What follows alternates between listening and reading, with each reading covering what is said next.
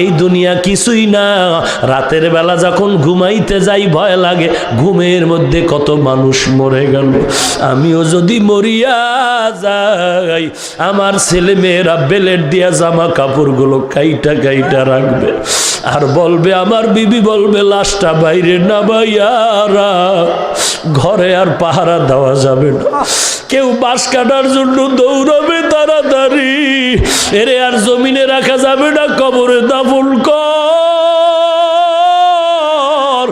বাঁশ বাগানে মাটি খনন কর, কলা পাতা দেরি কর, গরম পানির গোসলের ব্যবস্থা কর। এরে নবীর উম্মতের যুবক, কত তোমার মতো যুবক কলেজের ছেলেরা ইসা হাত ধইরা কান্না করে দোয়া চায়, কয় হুজুর মাথায় হাতটা দিয়া দোয়া করে দেন। আমি বললাম, রে বাবা তুই কই পড়ো? বলে কলেজে পড়ি। তোর মাথায় টুপি দাড়ি লম্বা, কয় হুজুর দোয়া করেন, আপনার বয়ান শুনে এমন হয়েছে। আমি বললাম, কলেজের শিক্ষকেরা কি তোরে গালি দেয় না? যুবক কান্না করে বলে, হুজুর আল্লাহর শুকর, এই টুপি দাড়ির কারণে সব কলেজের শিক্ষকেরা আমারে বড় মোহব্বত করে, এমনকি আমার সে ছাত্র ভাইরাও মোহব্বত করে। আমার কলেজে যেই মেয়েরা ক্লাস করে ওরাও আমারে সম্মান করে, একটু পর্দা করার চেষ্টা করে, আমার সাথে তেমন হাসি তামাশাও করে না। কেউ যদি করতে চায় তারে ফিরায়, বলে ওরে তোরা কষ্ট দিবি না, ও আল্লাহরে নিয়ে আছে, ও নামাজ পড়ে, বাধা দিবি না। এরে যুবক, তোর পাও দুটো আগায়া দে, তোর পায়ে ধরে বলে যাই, তুই কি মনে করেছো কোরআন মিথ্যা, নবীর হাদিস মিথ্যা, জাহান্নামের বয়ান কি মিথ্যা? আল্লাহর নবী জাহান্নামের বয়ান যখন করতেন, সাহাবায়ে কেরাম বেহুশ হয়া পাগলের মতো করতেন, মনে হয় যেন তারা জাহান্নামের আগুন নিজের চোখে দেখতে পায়। এরে নবীর উম্মতের দল, ওই অন্ধকার কবরে তোর খেলার জীবনে কত বন্ধু ছিল, আজকে নাই। লেখাপড়ার টেবিলে কত আড্ডা দিছো অনেক বন্ধু নিয়ে, আজকে নাই। কর্মজীবনে কত বন্ধু ছিল, আজকে নাই। ওরে যুবক, তোর মতো যুবক দাড়িওয়ালা নামাজি কলেজে অভাব নাই, র্যাব আর্মি পুলিশের অভাব নাই, তুমি কেন পারবা না? আমার মন বলে তোমার কলবে আল্লাহর ভয় নাই। ওরে আল্লাহর বান্দা, কিসের পীর, কিসের দল, কিসের নেতা? ওরে আপন তো আমার মা বাপ, এই মা বাবাও কিন্তু কবরে গিয়া আপন হয়ে সহযোগিতা করবে না। ওরে দুনিয়ার লাইনে দেখ, স্বার্থে আঘাত লাগলে মা বাবায় ছেলেরে ভুলে যায়, ছেলেও মা বাবা স্বার্থের কারণে ভুলে যায়। ওরে নবীর উম্মতের দল, ওই যে বরগুনা পটুয়াখালীতে সিডর হয়েছিল কয়েক বছর আগে, হয়েছিল, ওই সিডরের সময় শুনছি আল্লাহর এক বান্দা স্ত্রী ঘরের মধ্যে মাগরিবের সন্ধ্যা ঘনিয়ে কালো মেঘ, ঘরের মধ্যে পানিগুলো ঢুকতেছে আর বাতাস সিগন্যাল চলে, ঢেউ ঢেউ চলছে। স্বামী আর স্ত্রী চিন্তা করে, কি করি, ঘরে যদি বয়া থাকি পানি বেড়ে যাবে, মরে যাব। এইবার বেরিয়ে যাই, যা হবে পানির মধ্যে হাবুডুবু খায়, কোনো দিকে যেতে পারলে যায়। দরজা দিয়া নামে, বিবি ডাক দিয়া কয়, স্বামী আমার দুইটা সন্তান তুমি নাও, আমি একাই পারবো না, তুমি নিয়ে যাও। এইবার আল্লাহর বান্দা বাচ্চা দুইটা কাঁধে নিয়া পানির মধ্যে নামলো, এদিকে স্ত্রীও ভালো করে মজবুত বেঁধে নামলো। পানি বেড়ে বেড়ে বেড়ে বেড়ে যখন সিনা পর্যন্ত বাড়তে শুরু হয়ে গেল, এবার দাঁড়ানো যায় না, ঢেউ, অন্ধকার, বাতাস। আল্লাহর বান্দা বলে, আমি তাকায় এদিকে, আমার বিবিটারে ঢেউয়ে কোথায় যেন নিয়ে গেল, আর খুঁজে পাইলাম না। এদিকে এখন আমার দাঁড়ায় থাকতে পারি না, পানি বাড়ে, আমার পাওটা চলে যায়, পাও দাঁড় করানো যায় না। এইবার চিন্তা করে দেখলাম আমিও বাঁচবো না। এবার আমার বড় সন্তানের বললাম, বাবা তুই আমারে ছেড়ে দে, আমি তোরে আর ধরে রাখতে পারি না। ওই সন্তানটা আমার গলা জড়ায় কাঁদে আর বলে, আব্বু আমাকে ছাড়িও না, আমি সাঁতার জানি না, মরিয়া যাব। এইবার দেখি না আমার সন্তান আমাকে ছাড়তে চায় না। যখন পানি বেড়ে বেড়ে আমার এই গলা পর্যন্ত উঠতেছে, আমি তখন আমার ডান হাত দিয়ে আমার বড় সন্তানটারে ধাক্কা দিয়া পানির মধ্যে ফালায় দিলাম। দেখি বাচ্চাটা পানির ঢেউয়ে হাবুডুবু খায় আর বলে, আব্বু আমাকে বাঁচাও। এইবার আমার মেয়েটারে আর আমি ধরে রাখতে পারি না। এবার আমার ছোট সন্তানের পালা। যখন দেখি আমি এখন এই ছোট সন্তান নিয়ে বিপদে পড়েছি, তখন ছোট বাচ্চাটারে বললাম, বাবা তুমি আমারে ছেড়ে দাও। ছোট বাচ্চা বলে, আমার বাবুরে তুমি ছেড়ে দিছো, আমারে ছাড়িও না, আমি পারবো না, আমি বড় দুর্বল। হুজুর যখন দেখি আর সরেই না, মামার বাচ্চাটা এমন ভাবে গলা আঞ্জা করে ধরেছে, এক পর্যায়ে আমি বাচ্চাটার হাতের মধ্যে জোরে দাঁত বসায় দিল, রক্ত বের হয়ে গেল, বাচ্চাটা কান্না করে হাতটা ছেড়ে দিল। এই বাচ্চাটারও ছেড়ে আমি একা একা বাঁচার চেষ্টায় দৌড়াই। পানি বন্যা চলল 2 দিন 3 দিন, এরপরে পানি টেনে গেল, খুঁজতেছি বাড়ি ঘরের কি হালাত। ধান খেতে মানুষের অভাব নাই, খুঁজে খুঁজে কে কারো আত্মীয়র খবর নাই, কই আমার ভাই, মা খুঁজে আবার সন্তান কই, সন্তান খুঁজে আবার বাবা নাই, আমার মাও নাই। এরে নবীর উম্মতের দল, দেখি আমরা ধান খেতে একটা বাচ্চা কাদা মাটির মধ্যে শুয়ে আছে লাশের মতো, আমরা বাচ্চাটারে উঠাইলাম, এরপরে ঘরে নিয়ে এই কাদা মাটি ধুইতেছি, মুছতেছি, কানের মধ্যে কাদা ফেলায় পরিষ্কার করি, নাকের ভিতরে কাদা পরিষ্কার করি, মুখের কাদা যখন সরাইতেছি, কাদাটা যখন পরিষ্কার হয়ে যাইতেছে, হঠাৎ করে দেখি বাচ্চা ওয়া ওয়া বলে চিৎকার মারা শুরু করল। এরে নবীর উম্মতির দল, দুনিয়াটা কিছুই না, কেউ কারো আপন না। মনে করছো দল তোরে জান্নাতে নিবে, পীর তোমারে জান্নাতে নিবে। পায়ে হাত রেখে বলি, তোমার মতো যুবক দাড়িওয়ালা নামাজির অভাব নাই, তুমিও তওবা করে নাও। অন্ধকার কবরে কিছুই না বাবা, গুনাহ নিয়ে যদি কবরে যাও, ওই কবরের 2 পাশের মাটির চাপ, এরপরে সাপের কামড়ের আঘাত, ওরে মুসলমান সহ্য করতে পারবি না। দিনের বেলা সূর্যের গরম, রাতের বেলা নাই, রাতে শীতের রাত, এরপরও কেন ঘাম, ফ্যানের বাতাস দিয়েও ঠান্ডা করা যায় না। আল্লাহর রসুল বলেন, এই সূর্যটা বিজ্ঞানীরা বলে জমিন থেকে 13 লক্ষ গুণ বড়, 9,30,00,000 মাইল দূরে। হাসরের ময়দানে সূর্য থাকবে মাথার উপরে, আল্লাহ বলবে, সূর্য তোর সমস্ত তাপ জমিনে ছাড়িয়ে দাও। সূর্যের তাপে জমিনটা তামা হয়ে যাবে, গুনাহগারের মাথার মগজগুলো টকবক করে ফুটবে, পেটের চর্বিগুলো নারী বুড়ি পায়খানার রাস্তা দিয়ে বের হয়ে যাবে।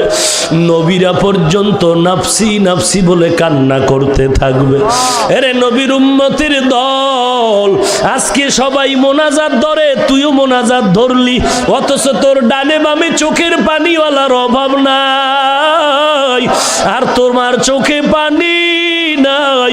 মনে করিস না যে তোর কপাল ভালো, তোর কপাল পুড়ে গেছে, পুড়ে গেছে, পুড়ে গেছে, কারণ গুনার কারণে আমার মাওলায় বেজার। ওরে আল্লাহর বান্দা, মাথাটা নত করে তওবার দরজায় ফিরে আল্লাহকে ডাক দাও। ওরে আল্লাহ, তুমি আমার আপনার কেউ নাই, আমি কত অন্যায় করেছি তুমি জানো, আর গুনাহ করব না। তুমি আমাকে কান্নাওয়ালা চক্ষু দান করো আল্লাহ। আল্লাহ তুমি আমারে কান্নাওয়ালা চক্ষু দাও।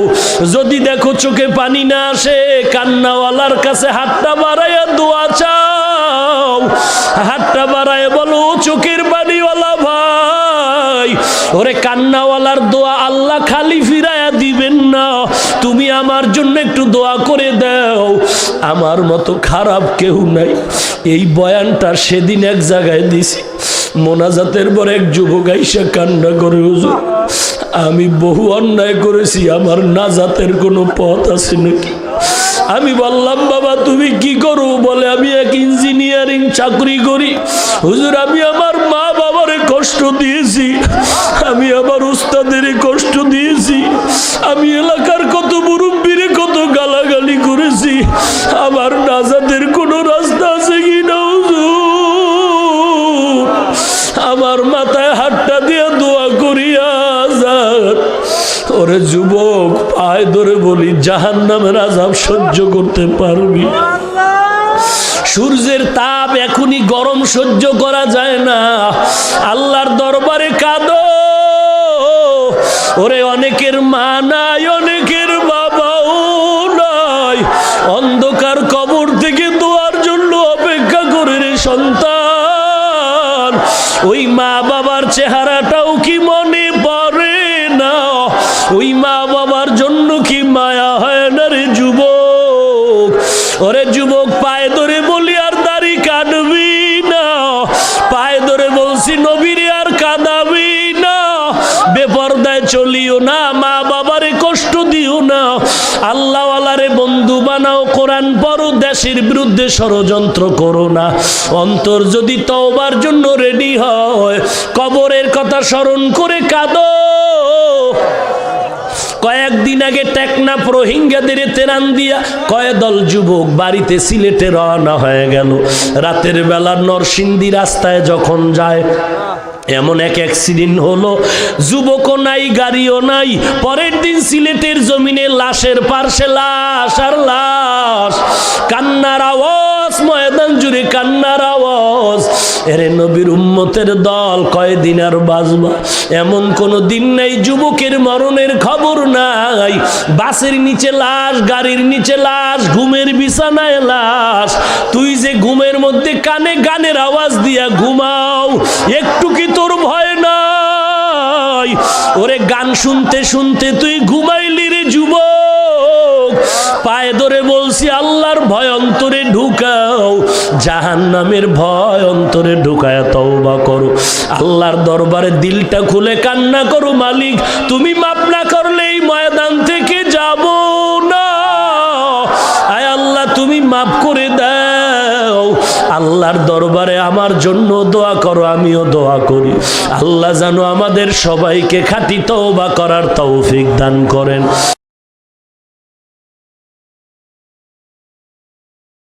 মিলাদুন নবী পালন করো, পালন করো। কেমনে পালন করবে? কয় নবী যেমন করছে তোমরাও তেমন করো। নবী বলেন, আমার মা আমেনা বলেন, আমার সন্তান যখন দুনিয়ায় ভূমিষ্ঠ হয়েছে, কোনো রক্তপাত হয়নি, কোনো ব্যথা অনুভব হয়নি। আমাদের আম্মা জানের এমন হয়েছে, পালন হলো কিভাবে? মায়ার নবী বলেন, আমি দুনিয়াতে এসে আল্লাহর প্রশংসা করেছি, আমরাও। তো মিলাদুন নবী পালন করা হয় নাই। ওরে নবীর উম্মত, মায়ার নবী বলেন, আমি রাস্তা দিয়ে চলতাম, চলে যাওয়ার পরেও বহুদিন ধরে রাস্তা থেকে মিশকের ঘ্রাণ। আমি আম্মা জানের কোলে থেকে কোনোদিন উলঙ্গ হই নাই, আমার এই শরীরে মশা মাছি জীবনে পড়ে নাই। আমার শরীরের ঘাম থেকে মিশকের ঘ্রাণ। আমি কোথাও বসলে গাছের ছায়া আর সাপের বাতাস। আপনারও হয়েছে? নবীর আঙ্গুলের ইশারায় চাঁদ আলাদা হয়েছে, আপনারও? তাহলে মিলাদুন নবী কিভাবে পালন করা যায়? না না, এটা আলোচনা করে তৃপ্তি অর্জন করা যায়। ওরে নবীর উম্মত, এইবার মিলাদুন নবী আমরা মানি। রসুলের জন্ম, রসুলের জন্ম, রসুলের জন্ম না মানলে তো কিছুই নাই। এজন্য আমরা রসুলের জন্ম মানি, একদিন না, একদিন না। রসুলের জন্ম একদিন, একদিন জন্ম, কিন্তু রসুলের জন্মে আমরা আনন্দ একদিন করি না। একদিন করি না, রসুলের জন্মে আমরা খুশি হয়ে রসুলের এই খুশির আনন্দ আজীবনের জন্য নিলাম। টুপি পরেছি, রসুলের মোহাব্বতে রসুল পেয়েছি, রসুলের আদর্শের টুপি দিলাম। এটা দুঃখে দিছি না আনন্দে? রসুলের মোহাব্বতে আজ আমি টুপি পরলাম, দাড়ি রাখলাম, লম্বা জামা পরলাম, এটা তো কোনো বাবার নয়, তরিকার না, রসুলের তরিকা অনুযায়ী আমরা রসুলের মিলাদ মানি, একদিন না, আজীবন। এদিকে রসুলের জন্মের খবর পেয়ে আবু লাহাবের খাদেমা বান্দি সুয়াইবা আবু লাহাবের গিয়া বলে, শুনছো এমন একটি সন্তান আমেনার গর্ভ থেকে দুনিয়াতে আসছে, পুরা ঘর নূরে নূরান্বিত হয়ে গেছে। আবুল আহাব এত খুশি হয়ে গেল, খুশি হইয়া আবুল আহাব বলে, রে সুয়াইবা, তোরে চিরতরে আমি মুক্ত করে দিলাম, তুই আমার আন্ডারে থাকার দরকার নাই, তোরে আমি মুক্তি দিয়া দিলাম। এইটা আবুল আহাব তার বাদীকে মুক্তি করলো রসুলের জন্মে, বেজার হয় না খুশি হয়ে? তাহলে রসুলের জন্মে আবুল আহাব খুশি হয়েছে, রসুলের জন্মে আবুল আহাবও খুশি। খুশিটা ছিল একদিনের জন্য। এরে নবীর উম্মত, এইবার সিরাতুন নবী, রসুলের আদর্শ কি জিনিস। আম্মা জান আয়েশার দরবারে কয়েকজন সাহাবা চলে গেলেন। সাহাবারা গিয়ে আম্মা জান আয়েশাকে প্রশ্ন করলেন, কে সে আয়েশা, যে আয়েশা 2000-এর উপরে হাদিস তার মুখস্থ? কয় হাজার? 2000-এর উপরে হাদিস তার মুখস্থ। আমগো আম্মা জানেরা কয় হাজার মুখস্থ? কথা বলে না। যদিও আদাটা বলে 13টা ভুল, আব্বা জানেরও একই হালাত। এবার আসেন আলেম ওলামা, পীর ফকির, মুফতি, মুহাদ্দিস। আমার জানা মতে বাংলাদেশে এমন কোন বীর মুফতি সাহেব বড় নাই যে একই জায়গায় দাঁড়ায় 500 হাদিস মুখস্থ শোনাবে।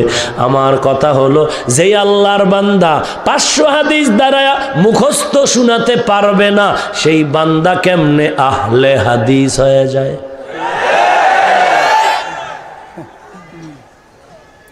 এরে নবীর উম্মত, ভালো করে বুঝো,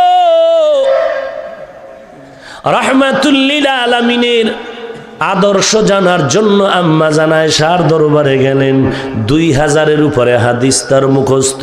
এদিকে সাহাবাদের মাঝে রঈসুল মুফাসসিরিন আব্দুল্লাহ ইবনে আব্বাস, রসুলের চাচাতো ভাই, রসুলের ইন্তেকালের সময় আব্দুল্লাহর বয়স হলো 12 থেকে 13। এমন সময় আব্দুল্লাহ 12-13 বছর বয়সে রসুলের ইন্তেকাল হয়ে গেল। এদিকে এই আব্দুল্লাহ সমস্ত সাহাবাদের মাঝে মুফাসসিরিনদের হেড হলেন কিভাবে? বলে, রসুল একদিন ইস্তেঞ্জায় গেলেন, এসে তাহাজ্জুদ পড়বেন, ওযু করবেন। আব্দুল্লাহ ফাঁকে রসুলের তাহাজ্জুদের ওযুর পানি আগায় দিল।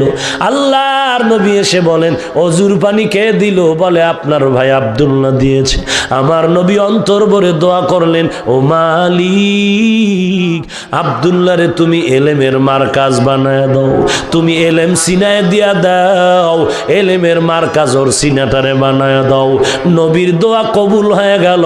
আব্দুল্লাহ এবার মুফাসসিরিনদের হেড, এলেমওয়ালা হয়ে গেছে। এই আব্দুল্লাহ এত বড় মুফাসসির হওয়ার পরেও কখনো যদি কোনো মাসআলায় সমাধান না পাইতেন, সমাধানের জন্য আম্মা জান আয়েশার দরবারে চলে যেতেন। কে সে আয়েশা? সাহাবায়ে কেরাম বললেন, রসুলের ক্যারেক্টার, আখলাক, আদর্শের কিছু বয়ান করুন। আম্মা জান বলেন, আফাতাকরাউনাল কুরআন, আপনারা কি কোরআন পড়েন না? ক্বালু বালা, হ্যাঁ আমরা কোরআন পড়ি। আম্মা জান বললেন, কানা খুলুকুহুল কুরআন, রসুলের আদর্শই হলো কোরআন, রসুলের আদর্শই হলো কোরআন।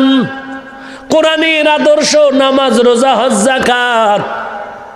আজকে যে আশেকে রসুল বলে মিলাদুন নবী পালন করো, সিরাতুন নবী লাথি মারো। সিরাত মানি নবীর আদর্শ, নবীর আদর্শ মানি কোরআন, কোরআন মানি নামাজ, রোজা, হজ, যাকাত। ওরে আশেক ভাই, তোমার সাথে দ্বন্দ্ব নাই, গালি নাই, দূরত্ব নাই। আমি আদবের সাথে একটু জানতে চাই, তুমি যে সিরাতুন নবীর লাথি মারলা, লাথি মারলা কই, লাগলা কই, টের পাইলানি? লাথি মারলা কই, লাগলো কই, টের পাইলানি রে ভাই? বেয়াদবি সব জায়গায় চলে না রে বাবা, খবরদার। সাবধান, আল্লাহ তওবার দরজা খুলে রাখছেন। লিকুল্লি শাইইন জিনাতুন ফিল ওয়ারা ওয়া জিনাতুল মারই তামামিল আদাবি আল খুদা হিমে তৌফিকে আদব বে আদব মাহরুমে গশত ফজলে রাও। নবীর আদর্শ মানে সিরাতুন নবী, সিরাতুন নবী মানে কোরআন, কোরআনের আদর্শ। নামাজ পড়ো, দাড়িটা লম্বা করো, পর্দা করো, হালাল খাও। মিলাদুন নবীতে আবু লাহাব বড় খুশি, আঙ্গুলির ইশারা করে বান্দিটারে আজাদ করে দিল। রসুল একদিনেই আবু লাহাবেরে ডাইকা কয়, ও চাচা আপনি আমারে কেমন ভালোবাসেন? বলে ভালোবাসার কোনো ভাষা নাই, চূড়ান্ত ভালোবাসি। আসেন আসেন আসেন।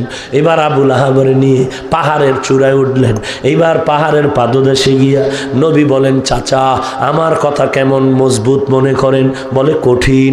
চাচা আমি যদি বলি পাহাড়ের ওই পার্শ্ব থেকে এই পার্শ্বে আইসা দুশ্মন দল আপনাদের মারবে, বিশ্বাস করেন? ভাতিজা 100 বিশ্বাস করি। বলে ও চাচা আমি একটা খবর দেই, এই জমিনটা চিরস্থায়ী জমিন না, ক্ষণস্থায়ী জীবন পেরিয়ে যাওয়ার পরে চিরস্থায়ী একটা জিন্দেগি আসবে, আখিরাত। আমি আল্লাহর রসুল হয়ে বললাম, আমার আল্লাহ আমার একটা কোরআন দিছে, আমার সিরাতুন নবী, আমার আদর্শ, আমার আদর্শের এই কোরআন নামাজ পড়ার কথা বলেছে, সিরাতুন নবীর আদর্শে আমার জীবনীর মধ্যে পর্দার কথা বলেছে, জাহান্নাম থেকে বাঁচতে পারবেন।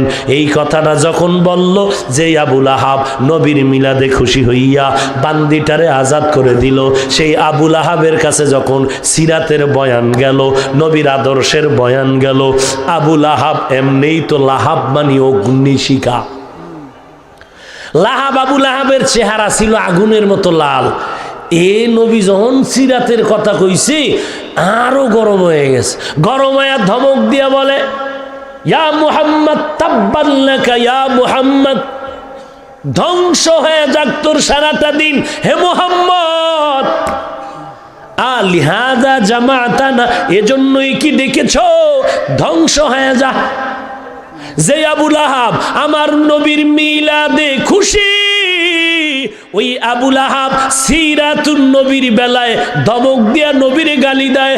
আল্লাহ সাথে সাথে আয়াত নাজিল করে বললেন, তাব্বাত ইয়াদা আবি লাহাবি ওয়া তাব। হে রাসূল আপনার ধ্বংস হবে না, সিরাতুন নবী যারা লাথি মেরেছে তাদেরই ধ্বংস হবে।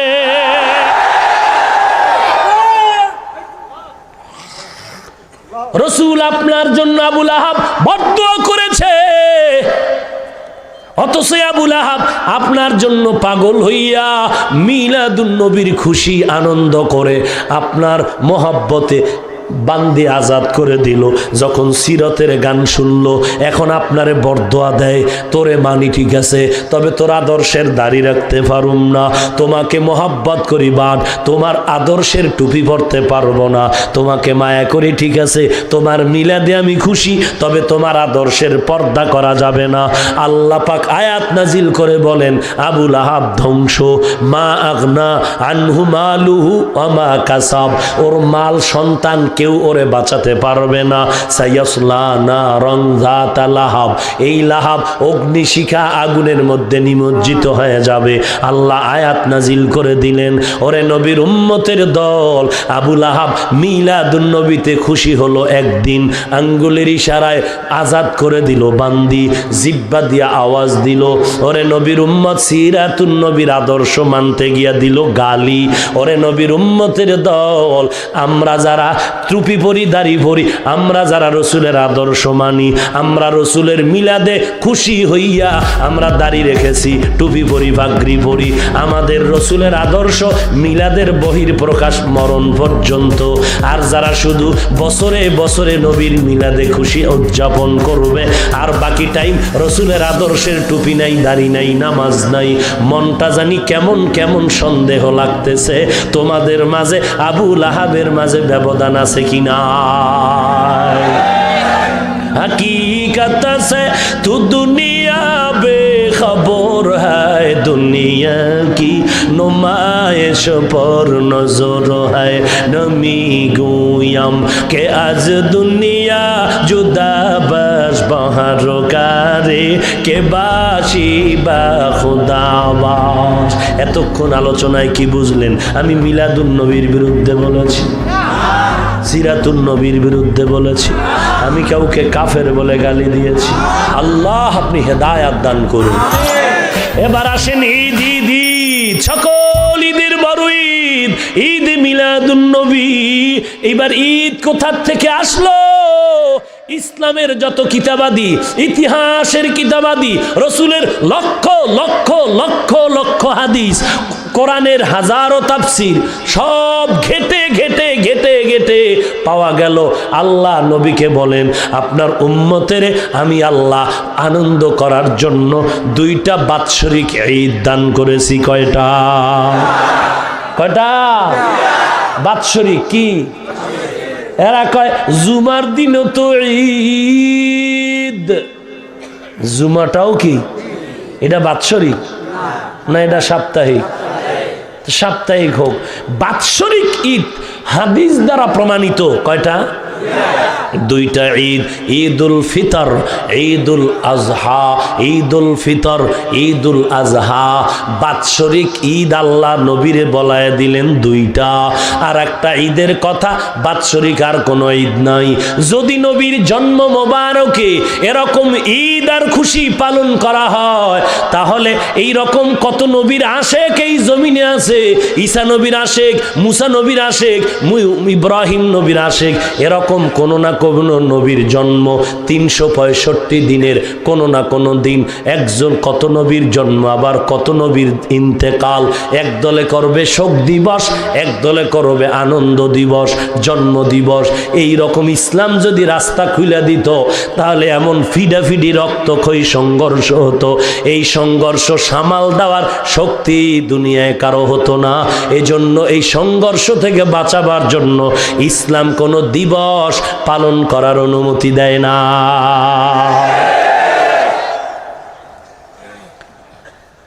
সাহাবায়ে কেরাম কোনদিন করেনি।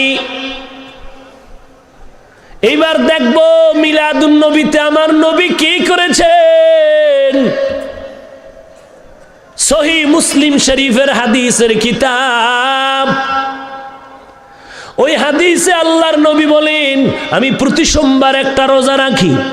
কি বার? বছরে একদিন, মাসে একদিন না প্রতি সোমবার? জোরে বলেন। আল্লাহর নবীকে প্রশ্ন করা হলো, নবী আপনি প্রতি সোমবার রোজা রাখেন কেন? নবী বলেন, আমি দুইটা কারণে সোমবার দিন রোজা রাখি। এক নাম্বার কারণ, আল্লাহ তাআলা আমাকে যেদিন দুনিয়ায় ভূমিষ্ঠ করায় দিলেন, আমার জন্ম মোবারক মিলাদুন নবীর দিনটা ছিল সোমবার। আমি নবী রোজা রাখার মাধ্যমে মিলাদুন নবীর শুকর আদায় করি। দুই নাম্বার কারণ, আমার উপরে কোরআন নাজিলের সূচনার দিনটাও ছিল সোমবার। আমি নবী রোজা রাখার মাধ্যমে কোরআন নাজিলের সূচনার দিনের শুকর আদায় করি।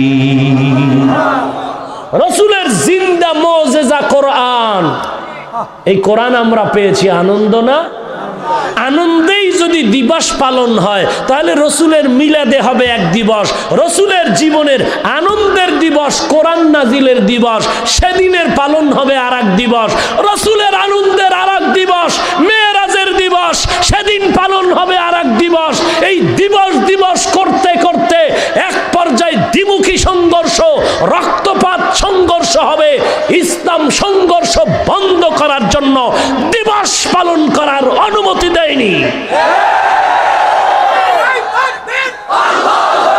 ভাইরা আমার, ভালো করে বুঝো, মুসলিম শরীফ সহিহ হাদিসের কিতাব থেকে পেয়ে গেলাম, মিলাদুন নবীতে নবী কি করেছেন? জোরে বলেন। রোজা রাখছেন। এবার আমাকে একটা মাসআলা বলবেন জেনে শুনে, রোজার দিন ঈদ করা হালাল, ঈদের দিন রোজা রাখা হালাল? সবাই একমত? ঈদের দিন রোজা রাখা যেমন হারাম, রোজার দিন ঈদ করাটাও তেমন হারাম। ওরে আশেকে রসুল ভাই, কোনো দ্বন্দ্ব নাই। বুলামি হাফিজুর রহমানেরও যদি হয়, ধরায় দাও সবার সামনে, আমি ভুল স্বীকার করে তওবা করে নেই। ওরে আল্লাহ তো তওবার দরজা খুইলা রাখছে, ভুল হলে ধরায় দাও, তোমার ভুল হলে তুমিও ফিরে যাও। ওরে তুমি যে রসুলের মিলাদে ঈদ করেছো, বলো তোমার ঈদ করা সঠিক নাকি? যদি বলো সঠিক, তো রসুল যে মিলাদুন নবীতে রোজা রাখলেন, এটা কি বেঠিক হয়ে যাবে? আর যদি বলো না না না না, মিলাদুন নবীতে মুসলিম শরীফের হাদিস দ্বারা প্রমাণিত নবী রোজা রেখেছেন, এটাই সঠিক, তো রোজার মধ্যে ঈদ করা যেমন চলবে না, নবীর রোজা রেখেই ঈদ পালন, রবির রোজা রেখে মিলাদুন নবীর হক আদায় করেছে। অতএব একটু চিন্তা করো, আমি গালি পক্ষে না, গালি দেওয়া হারাম। তোমার বিবেকের কাছে প্রশ্ন করো, রসুলের মিলাদুন নবীর রোজা বন্ধ করে ঈদ করাটা তোমার কতটুকু বৈধ? তোমার বিবেকের কাছে প্রশ্ন। কারণ তোমার কবরে তুমি যাবে, আমার কবরে আমি যাব। আমি তোমাকে গালি দিয়া খামোখা গুনাহগার হতে চাই না। কিছু বুঝলেন? কি বুঝলেন? রসুল মিলাদুন নবীতে কি করেছেন? কোন হাদিসের কিতাব? মুসলিম শরীফ। ঈদের ব্যাপারে আর একটা এক্সাম্পল দিচ্ছি, কোরআন শরীফের সূরা মায়েদার 3 নম্বর আয়াত থেকে। কষ্ট হচ্ছে আপনাদের? সূরা মায়েদার কত নম্বর আয়াত?